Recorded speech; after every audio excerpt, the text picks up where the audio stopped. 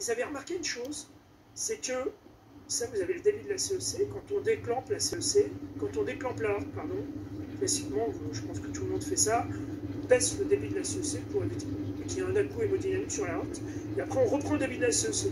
Et bien ces vieux petits chirurgiens de l'époque, ils savaient des choses, ils savaient que quand on déclampe, si on reprend le débit de la CEC progressivement, on a peut-être moins de lésions. Moi, à l'époque, il y en avait beaucoup qui faisaient ça. Maintenant, les jeunes, il y en a quelques-uns qui font ça.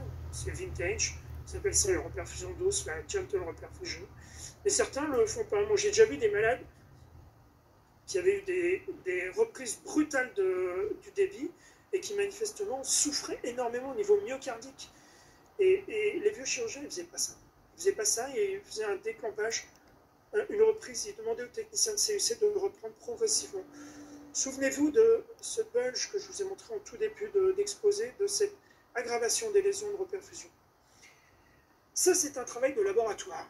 C'est ce qu'on appelle un cœur isolé perfusé Langendorf. Vous dites, mais qu'est-ce qui me brasse encore avec ce labo? Mais le labo, c'est une piste. Regardez. Ça, c'est un petit cœur de rat qui est sur un modèle isolé perfusé, ce qu'on appelle un liquide de Krebs. Donc, ils ont un liquide de Krebs nutritif qui passe dans les coronaires via l'aorte à contre-courant. Ils peuvent induire une ischémie, c'est-à-dire qu'ils arrêtent la perfusion du liquide de Krebs, donc ils font une ischémie globale. Comme on a en salle d'opération de chirurgie cardiaque, on a une ischémie myocardique globale. Le chirurgien clampe l'aorte, il n'y a plus de sang dans les coronaires, donc le cœur est une ischémie globale. Et bien là, vous avez une ischémie globale, et on peut repartir à plein débit. Dans ce travail, ces expérimentateurs sont repartis soit avec un low pressure, avec un débit plus faible, parce que le débit dépend de la hauteur de la colonne de liquide nutritif. Soit ils ont fait une reperfusion CKD, un post-conditionnement. C'était, vous voyez, 3 ans après la découverte du post-conditionnement ischémique. Mais regardez ce groupe, la low pressure. Ils ont mesuré la troponine. Dans le groupe contrôle, ils avaient une troponine à 13. Dans le groupe basse pression, ils avaient une troponine plus basse, autant que le post-conditionnement. Donc probablement qu'il y a... Je pense que moi j'ai déjà vu des chirurgiens qui faisaient du post-conditionnement par clampage intermittent de l'aorte. C'est une très mauvaise idée parce qu'il y a un risque de dissection de l'aorte. Mais faire de la basse pression, faire de la reperfusion douce, ça c'est sûrement intéressant. Et là je vous montre, ça c'est les techniques que font certains de nos chirurgiens à Lyon.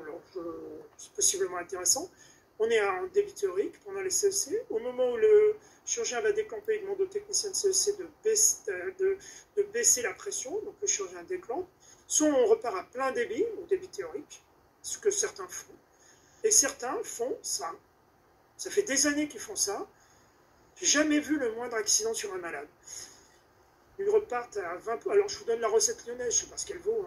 20% du débit théorique pendant 30 secondes, puis ils augmentent par palier. Donc évidemment, vous avez une hypotension pendant quelques temps.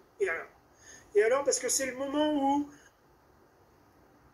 le myocarde va recevoir de l'oxygène et la chaîne respiratoire va fabriquer des radicaux libres. C'est le moment où vous avez une inondation de la cellule et de la mitochondrie avec du calcium.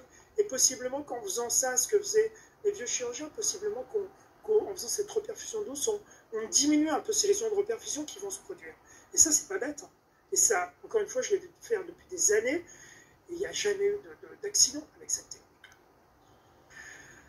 L'autre point que je voulais vous montrer, c'est ça.